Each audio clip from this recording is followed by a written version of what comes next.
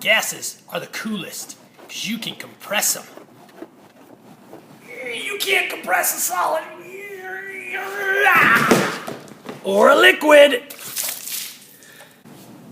Gases are the coolest because they will expand to occupy the entire volume of their container. Solids don't do that. Neither do liquid molecules. Come on, expand, you lazy, no good liquid molecules! No doubt about it, the gas phase is the best phase. This Frenchman is Joseph Louis Gay-Lussac.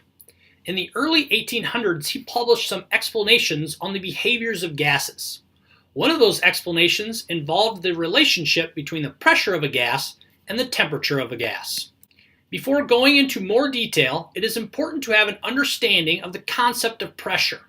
As demonstrated with the animation here, the pressure exerted by a gas is the result of gas particles colliding with the walls of the container. The more collisions between the gas particles and the container, the higher the pressure. Gay-Lussac observed that as a gas was heated, the pressure exerted by the gas increased. Notice how the animation demonstrates this. When heat is applied, the gas particles start to move faster and faster. If the gas particles move faster, they will collide with the sides of the container more often. More collisions relates to a higher pressure. Conversely, Gay-Lussac also observed that when a gas is cooled, the pressure exerted by the gas decreases. The gas particles move more slowly when the temperature is lowered. Therefore, the collisions with the walls of the container are less frequent. Less collisions is analogous to a lower pressure. So, when the temperature of a gas increases, the pressure exerted by the gas increases, and vice versa. Therefore, there is a direct mathematical relationship between pressure and temperature. If we were to collect data for how the pressure of a gas varied when the temperature was changed, our data would create a graph showing this direct relationship. Gay-Lussac's law is only true if the amount of gas and the volume of gas remains constant. If that is the case, then the equation P1 over T1 equals P2 over T2 can be used to solve simple gas problems. Take, for example, a sample of nitrogen gas initially at 265 Kelvin and 1.6 atmospheres.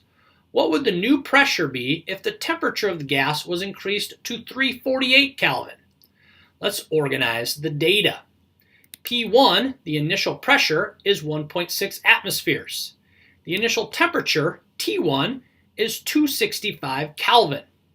We are trying to determine the final pressure, P2, and the final temperature, T2, is 348 Kelvin. We can plug these three values into the equation and solve for P2. Cross multiply and divide. P2 equals 1.6 atmospheres times 348 Kelvin divided by 265 Kelvin. This means the final pressure is 2.1 atmospheres. Does this make sense? Think about it. The temperature increases from 265 Kelvin to 348 Kelvin. Because of this, the pressure should increase as well.